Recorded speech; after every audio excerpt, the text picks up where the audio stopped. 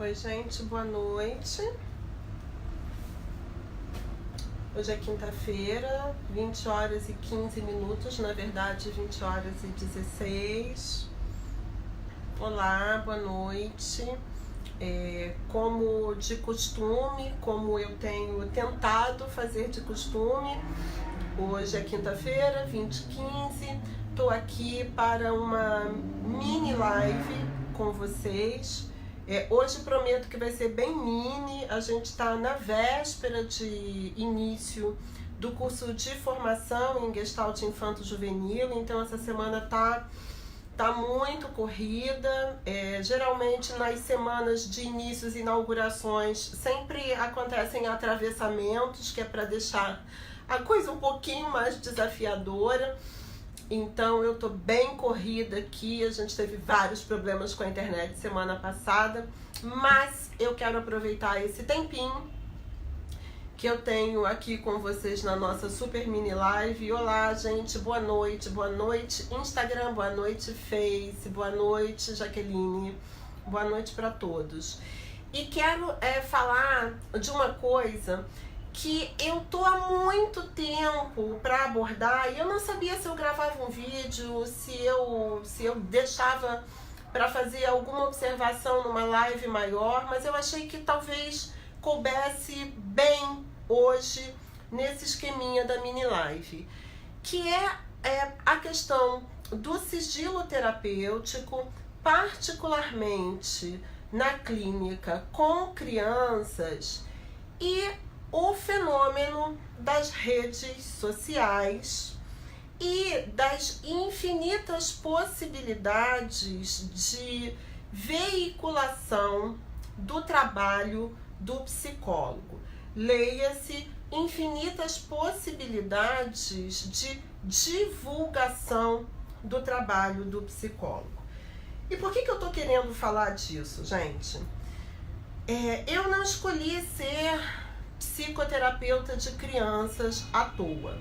Eu tenho toda uma implicação na escolha de trabalhar com crianças, e esse público é um público que me toca e me mobiliza muito, particularmente pelo pouco grau de autonomia que a criança tem, pelas reduzidas possibilidades de escolha por conta da sua condição de criança, e que, portanto, se apresenta, via de regra, muito mais do que os adultos, numa situação de desamparo, numa situação de desproteção, numa situação de ausência de elementos que permitam que elas façam escolhas que são adequadas e que são bacanas. Em outras palavras, eu entendo as crianças como seres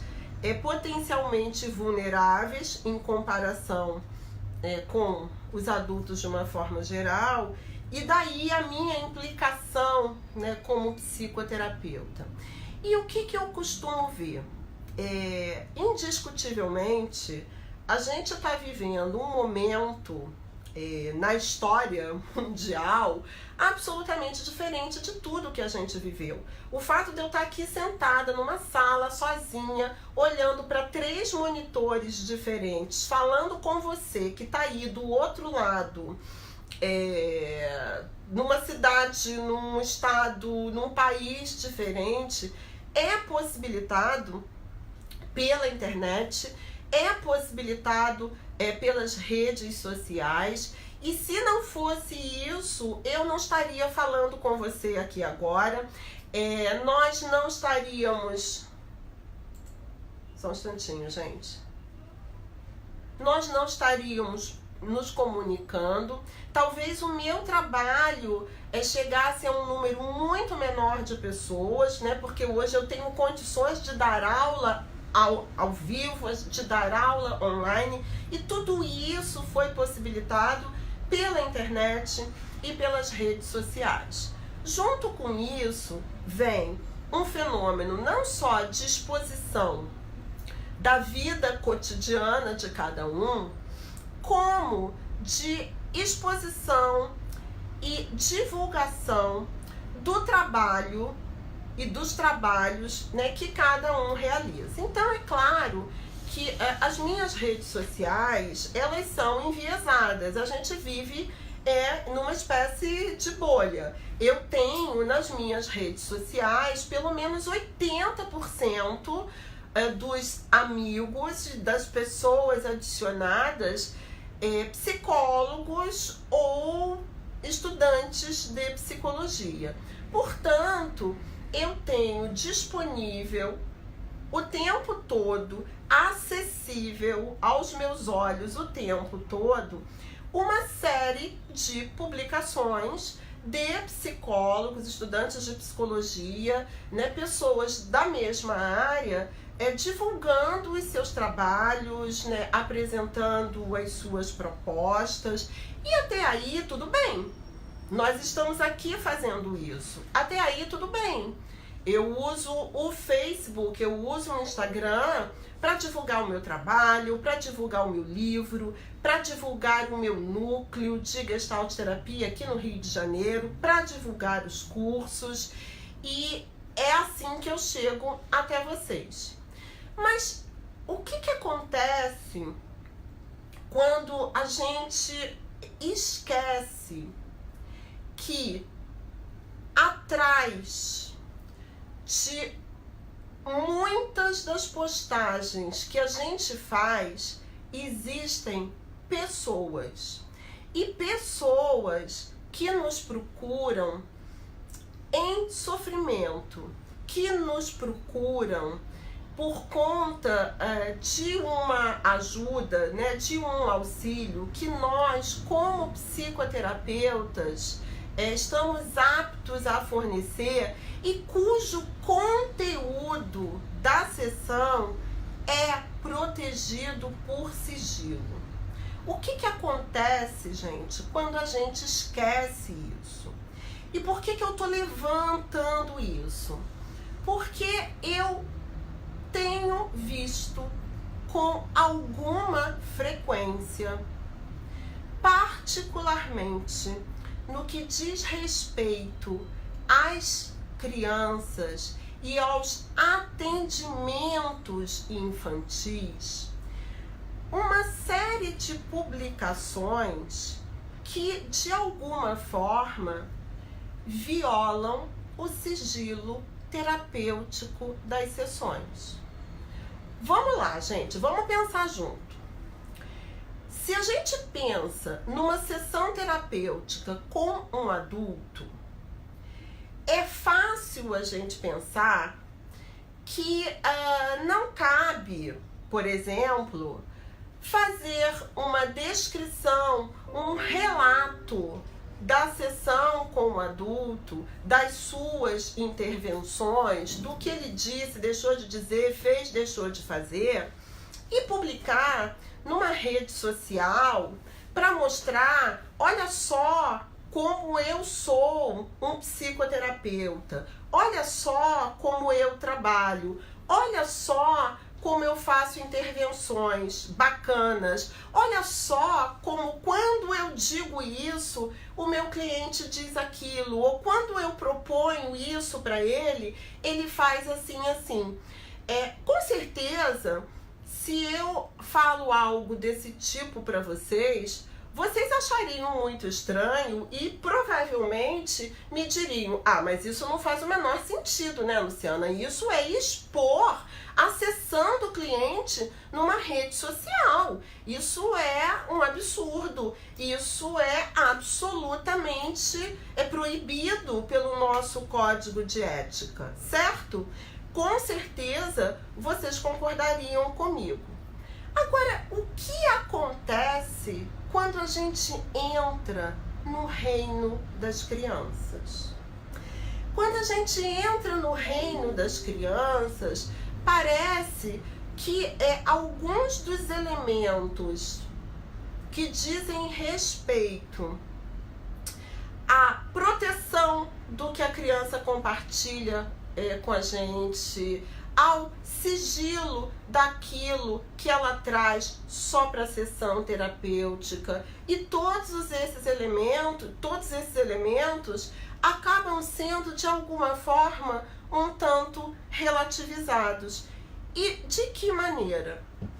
Eu já vi inúmeras vezes, tanto no Facebook quanto no Instagram, postagens de produções de crianças em terapia como uma forma de divulgação, como uma forma de exposição e compartilhamento do trabalho realizado com essa criança, sem que o psicoterapeuta se dê conta de que quando ele tira foto de um desenho, de que quando ele tira foto de uma cena na caixa de areia, de que quando ele tira foto de uma construção, de quando ele tira foto de mãozinhas jogando um determinado jogo,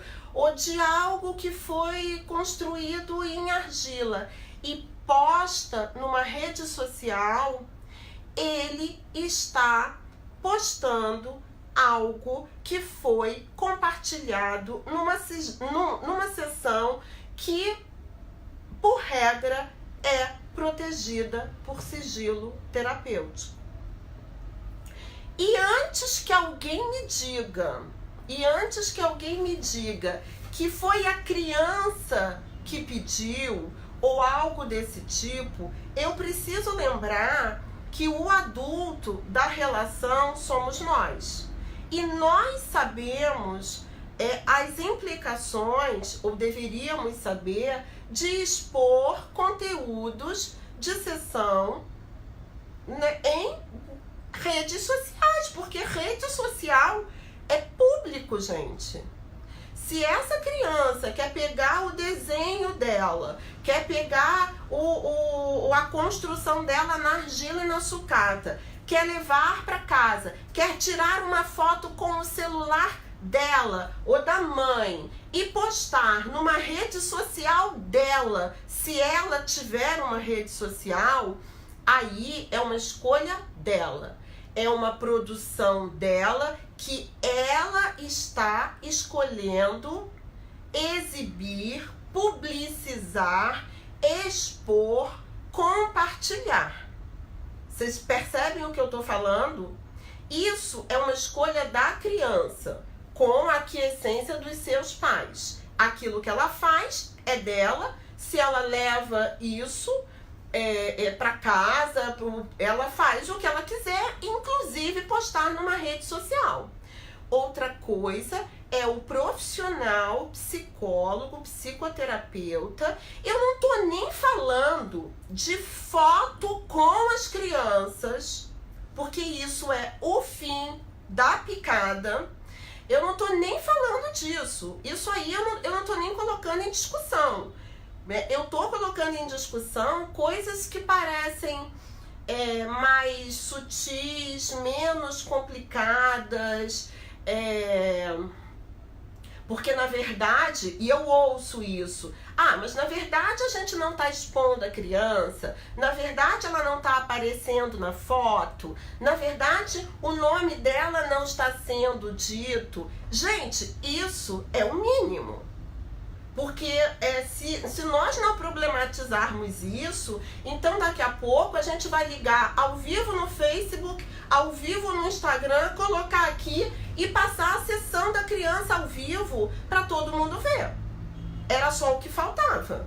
Então eu não estou nem problematizando isso. Eu estou problematizando situações um pouco mais sutis, onde esse terapeuta compartilha coisas das crianças que ele atende nas redes sociais, sem se dar conta de que é como se ele estivesse compartilhando nas redes sociais o relato de um adulto. Porque um desenho, uma construção, né, um jogo é a produção da criança, é aquilo que a criança cria, expressa e compartilha conosco na sessão terapêutica.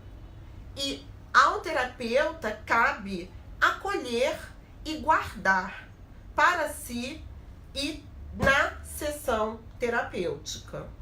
E aí, para além do pode, não pode, porque aí a gente pode pensar assim, então não pode, então eu não vou fazer porque não pode. O convite é que a gente vá um pouquinho além. Porque além de uma leitura básica no nosso código de ética, que todo mundo deveria fazer de vez em quando, tem uma outra questão, e essa é que é a mais séria.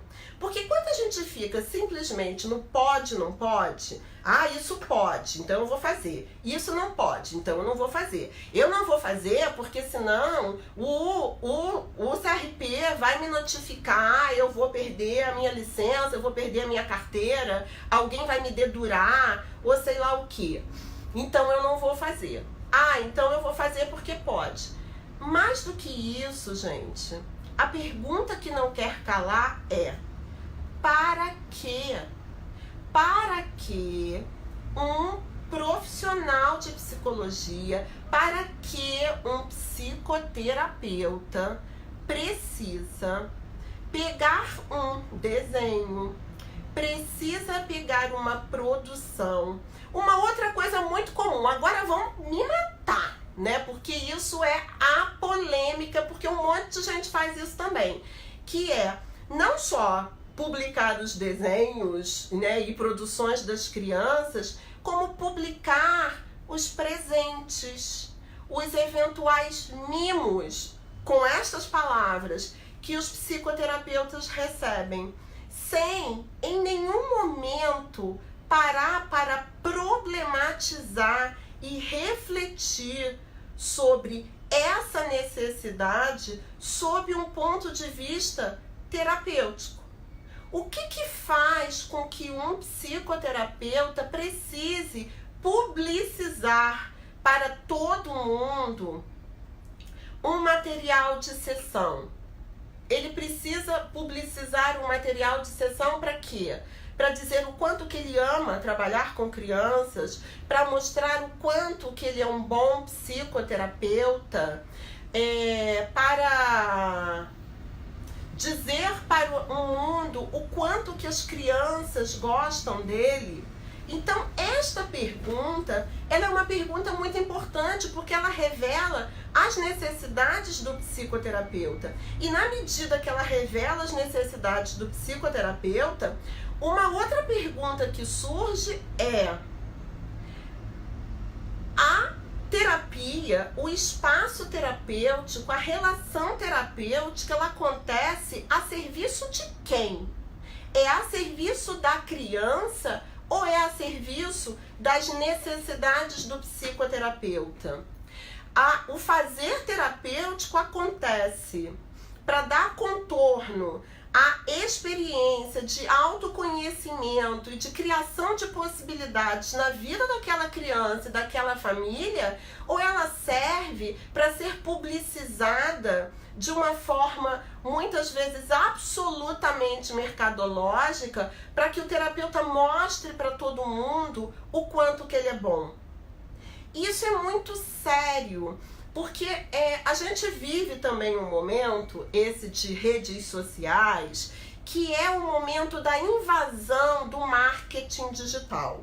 E aí a gente aprende no marketing digital, tem toda uma fala nesse sentido, de que a gente precisa divulgar o nosso trabalho, de que a gente precisa publicizar o nosso trabalho, e de que existe uma coisa chamada prova social, que é basicamente, né, o teu cliente dizer como que você é bom, como que você é legal, como que você ajudou, que é fundamental para que você consiga vender o seu trabalho. Beleza, né? Se todo mundo está falando que é bom, pode ser que seja bom, pode ser. É um gatilho. As pessoas costumam buscar lugares e pessoas que outras pessoas validam. E o marketing digital se utiliza disso. Acontece, gente, que uma coisa é eu pedir para os meus ex-alunos aqui do Dialógico que, caso eles desejem e se sintam à vontade, eles gravem um vídeo falando da experiência deles aqui, da experiência deles na nossa formação, da experiência deles com a nossa proposta. Nós estamos falando de uma relação de transmissão da Gestalt terapia. A gente está falando de uma relação de um curso. Vocês estão entendendo? E a gente está falando de um depoimento a respeito de um curso que é livre e espontâneo. Outra coisa é eu pegar qualquer material que diga respeito aos meus clientes, às pessoas que eu atendo em psicoterapia e dar publicidade a isso como uma prova social, como um depoimento. E o que acontece? As crianças acabam sendo um alvo muito mais fácil, porque elas produzem coisas, né? Elas quase que produzem fotos, elas te dão presentes, elas fazem coisas, elas eventualmente desenham você. E aí o terapeuta muito seduzido e achando que está abafando, abalando, vai e publica isso na sua rede social sem pensar que está infringindo um dos nossos elementos do código de ética e principalmente sem problematizar o seu papel e principalmente precisando mostrar para o mundo, olha só como essa criança é fofa, ela me traz ovo de Páscoa, olha só como eu sou um bom terapeuta, porque os meus clientes me dão presentes, sem nunca parar para pensar na função desses presentes na relação terapêutica, seja vindo das crianças, seja vindo da mãe. E muitas vezes vem da mãe via criança. E aí o terapeuta posta isso como uma forma de dar publicidade para o seu trabalho. Então, gente, eu acho que parece bobagem, né? Parece um pequeno ponto, um pequeno grão de areia no meio de um deserto, mas olhar para esse tipo de fenômeno e que eu vejo acontecer o tempo todo nos convida a repensar a nossa prática. O que a gente está fazendo? A serviço de quem a gente está fazendo? Vocês entendem o que eu estou falando? Para que eu preciso dar publicidade a isso? Quando eu faço isso, né, o quanto que eu tô a serviço daquela criança, daquela psicoterapia, ou a serviço de uma necessidade que é minha, no mínimo, de aparecer. Então, é muito importante, eu sempre digo para os meus alunos, é muito importante quando a gente faz as coisas muito sem pensar, e quando eu digo sem pensar, sem parar para refletir, sem botar um ponto de interrogação, sem se perguntar e se, e talvez, e se não fosse, sem problematizar, a gente corre o risco de entrar num automático e num grande véu e parar de colocar o nosso fazer na mesa e nos perguntar o tempo todo o que nos move, o que nos leva a tomar essa ou aquela decisão, para que eu faço isso? E o para quê, ele é muito importante, porque a gente acha que a gente está sendo psicoterapeuta e que a gente está trabalhando com aquela criança ou com aquela família somente dentro da sala, porta para dentro, naquele momentozinho da terapia. Por que eu estou segurando essa tesoura, gente? Naquele momento da terapia.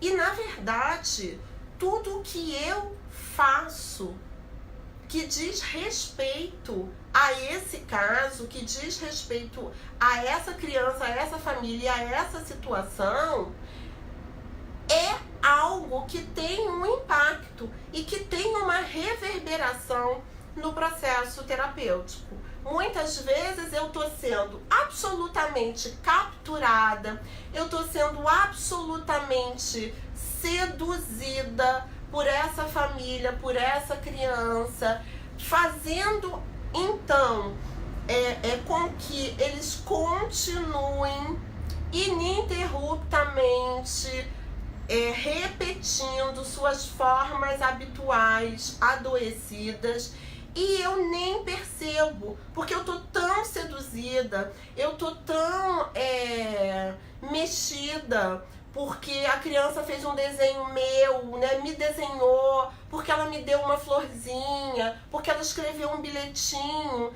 e disse que me ama, porque ela me deu uma plaquinha de melhor psicóloga do mundo, ou coisas desse tipo. Eu tô tão embevecida com isso que eu não paro para refletir acerca da função que isso tem na relação terapêutica, né? E do quanto o que quer que eu vá fazer com isso está ou não contribuindo para o crescimento dessa criança e dessa família, certo? Eu estava há muito tempo querendo falar disso, eu meio que sofro, né? Cada vez que eu entro no Face, no Instagram, talvez você que esteja me assistindo em algum momento faça isso, talvez você queira me jogar lá embaixo, talvez você me ache uma feia cara de cocô, mas ok, né?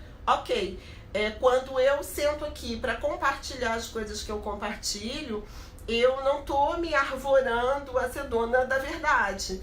Eu tô aqui compartilhando as minhas inquietações, eu tô compartilhando aquilo que eu fico pensando, aquilo que eu, de alguma forma, tento passar para os meus alunos, sempre no sentido de uma prática cuidadosa, de uma prática responsável, de uma prática que não desrespeite a criança, porque ela é criança e a gente esqueceu, né, que criança também precisa de respeito, que criança também precisa desses cuidados que muitas vezes a gente esquece. Tá certo, gente? Eu não vou me alongar muito hoje, como eu falei, mas eu quero dizer para vocês que na semana que vem, em dando tudo certo, eu vou ter uma convidada aqui comigo. Eu não sei como vai ser esse bafão, porque é uma mini live. Eu entro em 2 dispositivos diferentes e a gente vai precisar entrar junta, cada uma num canto do país. Estou falando da minha queridíssima Cíntia Lavrati Brandão, diretamente de Belém. E a gente vai fazer uma mini live juntas para contar sobre uma figura muito, muito, muito importante em toda a psicoterapia de crianças, que se chama Tia Teteca. Quem quiser conhecer a Tia Teteca, quem quiser saber de quem a gente está falando, vai estar ligado aqui, quinta-feira que vem. Cíntia tá aí, né? Cíntia acabou de aparecer. Semana que vem estamos juntas. Vai estar ligado aqui, quinta que vem, às 20h15. E nós vamos contar para vocês quem é a Tia Teteca e o que ela pode fazer na psicoterapia de crianças. Tá certo, gente? Não esqueçam, quinta-feira que vem, 20 horas e 15 minutos, horário de Brasília, eu e minha queridona Cíntia Lavrati Brandão, junto com Tia Teteca, tá bom? Eu espero que vocês pensem nisso com muito carinho, que vocês lembrem que tudo aquilo que as crianças trazem para vocês é algo muito caro e que precisa ser muito bem cuidado, que vocês se liguem no que vocês estão fazendo, que vocês sempre se perguntem, sempre coloquem o fazer de vocês na mesa, porque quando a gente para de fazer isso, a gente faz droga. A gente come mosca, a gente escorrega na casca de banana. Tá bom, minha gente? Uma beijoca, né? Eu vou sair batida, que amanhã tem muito trabalho. Espero vocês na quinta-feira, junto com Cíntia, tá bom? Beijoquinha, beijoquinha, Gláucia, beijoca.